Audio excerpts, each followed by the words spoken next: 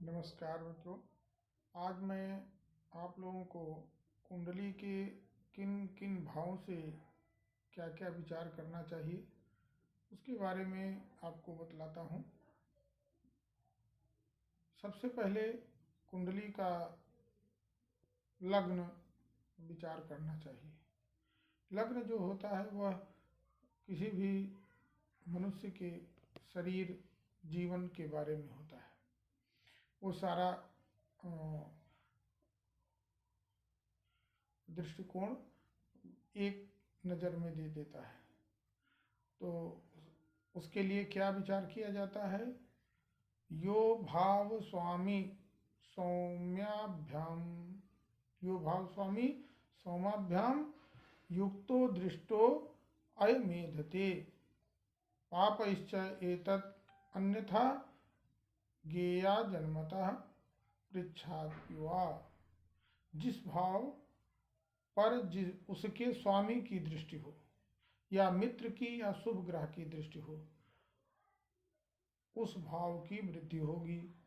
और जिस भाव पर पाप ग्रह की दृष्टि हो या शत्रु ग्रह की दृष्टि हो, उस भाव के शत्रु ग्रह की दृष्टि हो या क्रूर ग्रहों की दृष्टि हो, तो उस भाव की हानि होगी। तो यह विचार करते वक्त ध्यान देना चाहिए कि लग्न का भाव हो, चाहे द्वितीय तृतीय चतुर्थ पंचम षष्ठम सप्तम अष्टम नवम द्वादश तक कोई भी भाव हो, सब पर यह नियम लागू होता है। प्रश्न कुंडली, यहाँ तक कि प्रश्न कुंडली पर भी यह नियम लागू होता है। अब हम प्रथम भाव पर विचार करने के लिए क्या क्या चीजें विचार करनी चाहिए। सब रूपम तथा वर्ण विनिर्णयश्च चिह्नानि जाति वयसः प्रमाणम सुखानि दुःखान्यपि साहसं च लग्ने विलोक्यं खलु धर सर्वमेतत्। लग्न भाव में विचार करने के लिए किसी भी व्यक्ति के रूप, वर्ण, चिन्ह, जाति, वयस्कता और उसके जीवन के बारे में, उसके शारीरिक संरचना के बारे में विचार किया जाता है। लग्न भाव कुंडली का मूल होता है। अगर जीवन रहेगा, शरीर रहेगी तो फिर उसके लिए अन्य भावों का महत्व है। तो इसलिए सबसे पहले लग्न भाव का विचार करना चाहिए। इसके बाद धन भाव का विचार आता है, क्योंकि जीवन कैसे चलता है? धन के द्वारा। धन में उसके भोजन से लेकर के जीवनचर्या के लिए सारी आवश्यकताएं आती हैं। तो द्वितीय भाव जो होता है वो धन भाव होता है। उसके लिए क्या क्या विचार किया जाता है? स्वर्णादि क्रय विक्रय च रत्नानि कोशोपि च संग्रह। स्वर्णादि क्रय विक्रय रत्नानि, स्वर्ण धन संपत्ति, सोना चांदी धातु, क्रय विक्रय रत्न भंडार, धन संग्रह संपत्ति, एतत् समस्तं परिचिन्तनीयं धनाभिधाने भवने सुधीभिः। यह परिचिंतनीय में विचार करने के योग्य है। उसी धन भाव से विचार किया जाता है। अगर शुभ ग्रह की दृष्टि है, शुभ ग्रह वहाँ है या धनेश है, तो फिर धन की वृद्धि होगी। अगर पापक ग्रह की दृष्टि है, शत्रु ग्रह की दृष्टि है, तो व्ययेश की दृष्टि है, षष्ठे अष्टमेश की दृष्टि है या वहाँ बैठा हुआ है, तो फिर वहाँ हानि होगी। सहोदराणां किंकराणां पराक्रमाणाम् उपजीविनां च भातृत्वभावेन विनयेन कार्या। सहो क्या क्या करना चाहिए? उसमें देखने के लिए सहोदर भाई, नौकर चाकर, पराक्रम, अनुजीवी, खेल कूद, ये सब तृतीय भाव से देखे जाते हैं।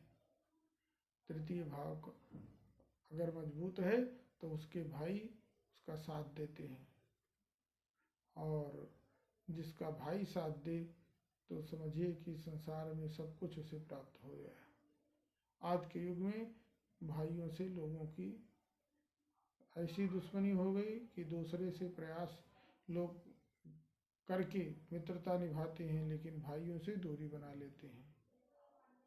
लेकिन भाई भाई होता है, वह हमेशा साथ देता है।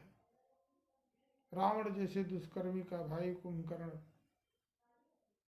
जो है साथ दिया, और अंत तक मृत्यु को प्राप्त हुआ, लेकिन वह जो है भाई के लिए ही युद्ध लड़ा।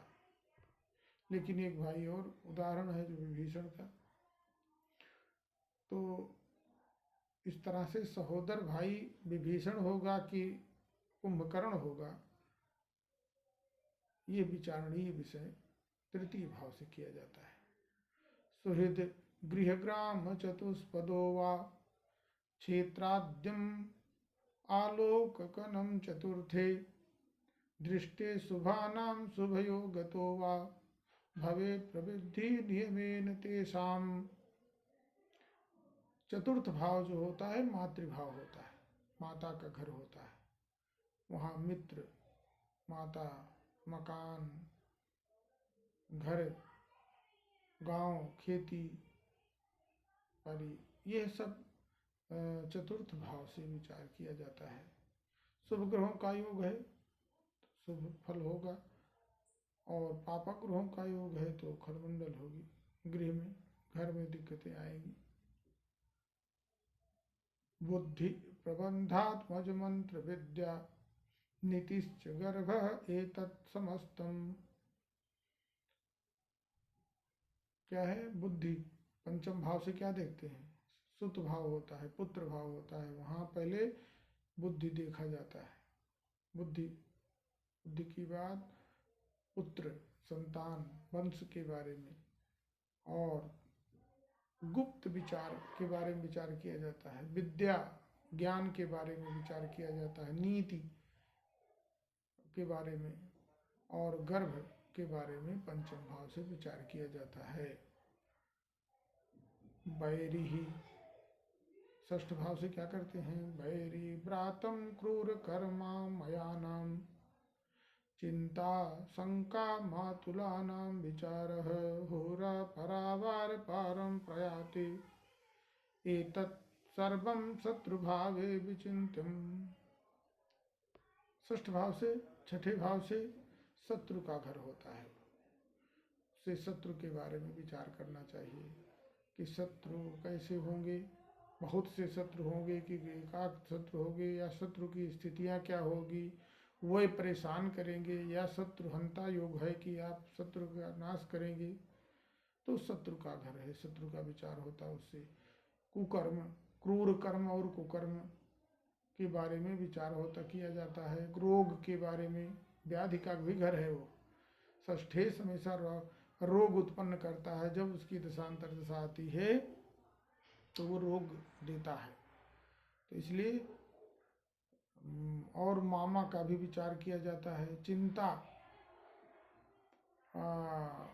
हमारे पुराणों में तो मामाओं का बहुत अच्छा भाव नहीं रहा है, चाहे वो शकुनी रहे हों, चाहे वो कंस मामा रहे हों। लेकिन फिर भी अब उससे विचार किया जाता है कि मामा शकुनी होगा कि कंस होगा, तो या किस तरह का भाव रहेगा मामा। सहयोगी होगा कि, कहने का मतलब है कि वो सहयोगी होगा मामा, या घातक होगा। और उस भाव से नौकरी का भी विचार किया जाता है षष्ठम भाव से। षष्ठेश जो है नौकरी भी देता है, तो किसी को सर्विस करना है तो उसके बारे में षष्ठेश की स्थिति देखना जरूरी होता है। रण रणांगणं चापि वणिक्रिया च जाया विचारो गमन प्रमाणम शास्त्र प्रवीणेन विचारणीयम कलत्र भावे किल सर्वमेतत्।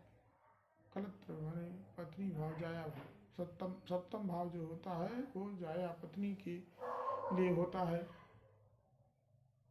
तो पत्नी का विचार करना सप्तम भाव से होता है। संग्राम युद्ध की स्थिति है, क्या स्थिति होगा, विजय मिलेगी कि नहीं मिलेगी, संग्राम की क्या। वाणिज्य मैंने व्यापार की स्थिति, व्यापार कैसे किया जाएगा, कहाँ किस क्षेत्र से व्यापार होगा, कहाँ से व्यापार करने से लाभ होगा। तो सप्तमेश के बारे में, सप्तमेश और सप्तम भाव के बारे में विचार करना आवश्यक है। स्त्री कैसी होगी, विवाह कब होगा, कैसे होगा, ये सप्तम भाव बताता है। यात्रा के बारे में सप्तम भाव से विचार किया जाता है। आयु भाव जो है अष्टम, उससे नदी उत्तरात पंथ वैषम्य दुर्गम शस्त्रम चयायु संकटित सर्वम रंध्रस्थाने विचारणीयम। ननिहाल का अष्टम भाव से ननिहाल का विचार किया जाता है। नदी पार करने के लिए संकट के बारे में, मार्ग के बारे में, कठिनाइयाँ जो आती हैं उसका विचार किया जाता है अष्टम भाव से। आयुर्बल कितना है ये विचार किया जाता है। मृत्यु कैसे होगी, किन स्थितियों में होगी, कितने समय पर होगी, ये सारी चीज़ें निकाला जाता है उससे। विशेष संकट आएगा कि नहीं आएगा, कब आएगा, इसका विचार किया जाता है। जब अष्टमेश जब आते हैं पाप ग्रहों के साथ तो संकट ही लेकर आते हैं। तो ऐसे स्थितियां कब आएंगी और उसका निदान क्या होगा, ये विचार किया जाता है। फिर नवम भाव जो होता है भाग्य का स्थान होता है। तो भाग्य के बारे में धर्म क्रियायाम मन प्रवृत्ति भाग्योदय आपत्ति विमलम च शीलम तीर्थ प्रयाणम प्रणय पुराणै पुण्यालये सर्वमिदं प्रविदिष्टम। धर्म की प्रवृत्ति कैसी होगी, धर्म वृत्ति कैसी होगी, प्रवृत्ति कैसी होगी धर्म में।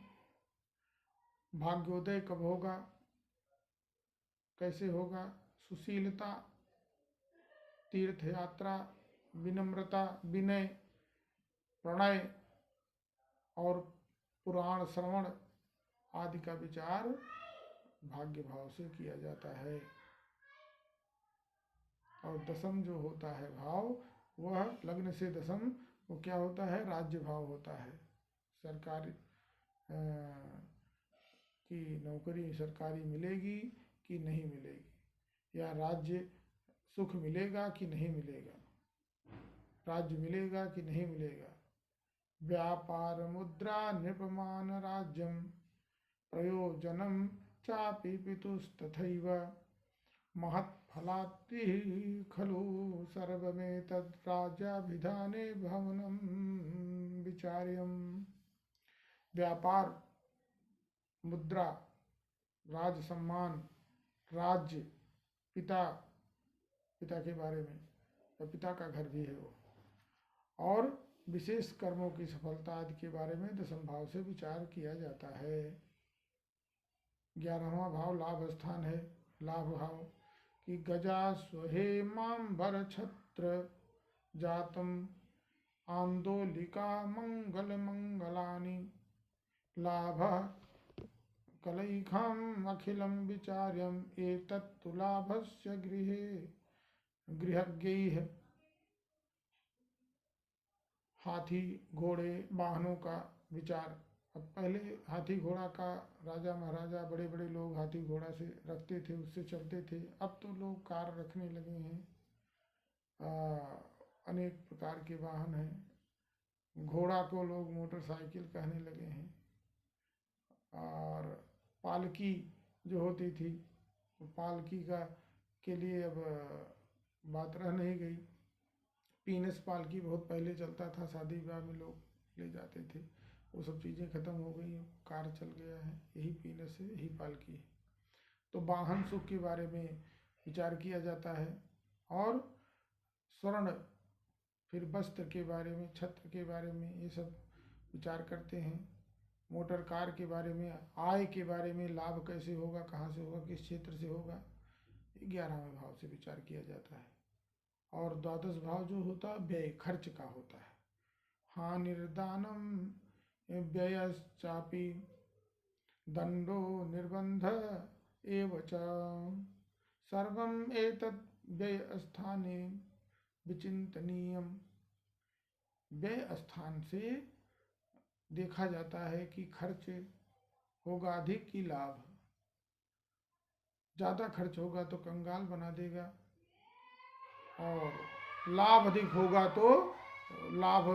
होगा तो धन संग्रह करने के स्थान रहेगा। और व्यय भाव से हानि, कितना नुकसान होगा, हानि, दान, दंड, राजदंड मिलेगा कि नहीं, सजा होगी कि नहीं होगी, जेल जाएगा कि नहीं जाएगा, बंधन, जेल जाना, व्यय भाव से विचार किया जाता है। हम इन सब चीज़ों को आपको बता दिए। वीडियो बहुत बड़ी हो जाएगी, लोगों को देखने में दिक्कतें होंगी, इसलिए मैं इसे यहीं समाप्त करता हूँ। आप हमारे वीडियो को देखें, समझें और इससे लाभ उठाएं। सब्सक्राइब करें तो अन्य तमाम वीडियो आपको दिखाई पड़ेगा। लाइक कमेंट करें, जैसे अच्छा लगे तो लाइक करें और कमेंट करें उस पर अपनी रुचि। धन्यवाद। जय श्री कृष्ण।